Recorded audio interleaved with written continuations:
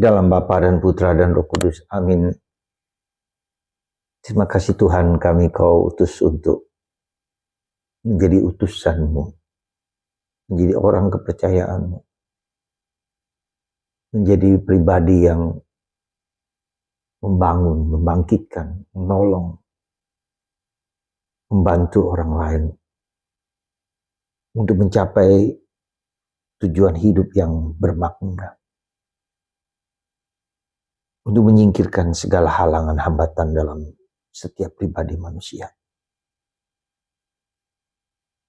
Secara konkret untuk menyelamatkan manusia seperti putra-Mu Yesus yang adalah juru selamat. Bantu kami untuk menyadari panggilan yang begitu luar biasa ini. Terpujilah nama-Mu kini dan sepanjang masa. Amin. Jadi para saudara, kita semua diutus untuk menjadi utusan Tuhan. Menjadi pribadi yang diberi tugas, ditetapkan, dipilih untuk menyelamatkan, tanda petik menyelamatkan manusia. Untuk membawa orang keluar dari kungkungan belenggu-belenggu kejahatan. Untuk membebaskan orang dari keterikatan-keterikatan dalam apapun juga.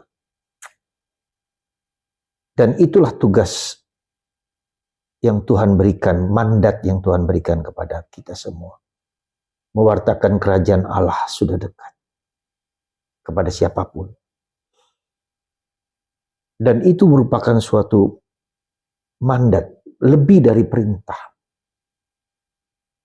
Lebih sekali lagi dari perintah, lebih dari anjuran, lebih dari kesukaan, tapi mandat.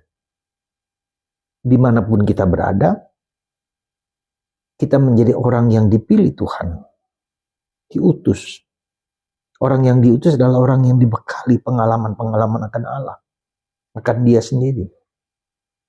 Maka itulah, kalau kita melihat struktur Tritunggal Maha Kudus, Allah yang adalah cinta, mengirim orang kesayangannya sendiri, pribadi yang menyatu dalam Allah Tritunggal itu, putranya menjadi manusia, supaya manusia bisa berdialog dengan Tuhan. Dan inilah sekali lagi anugerah. Tak semua orang bisa atau diutus menjadi utusan. Hanya sedikit orang yang dipilih, dipanggil. Termasuk Anda salah satunya, termasuk saya. Termasuk siapa saja yang mendengar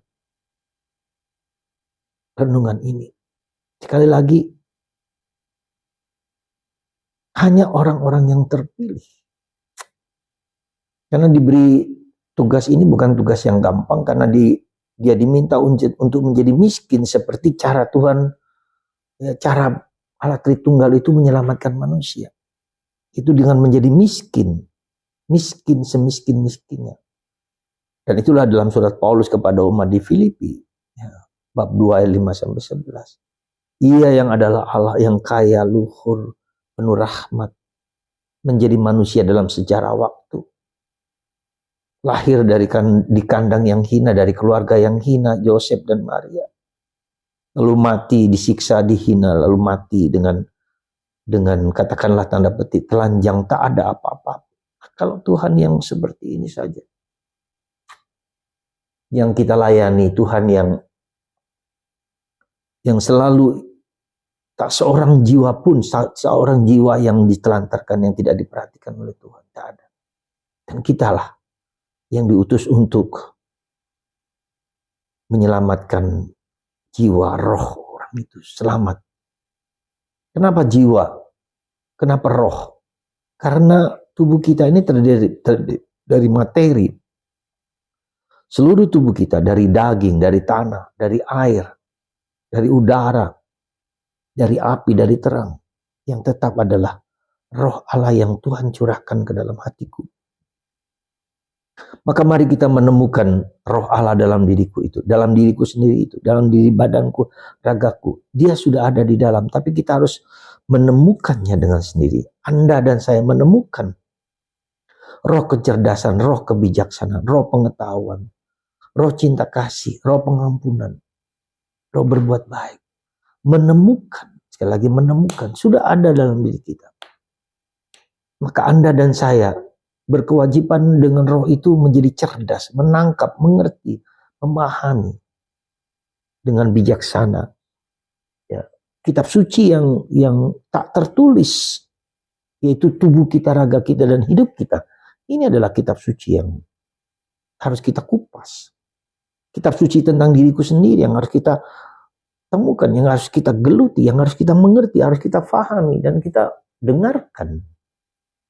Itulah kitab suci yang tertulis ini, yang tak tertulis ini, dalam diriku ini.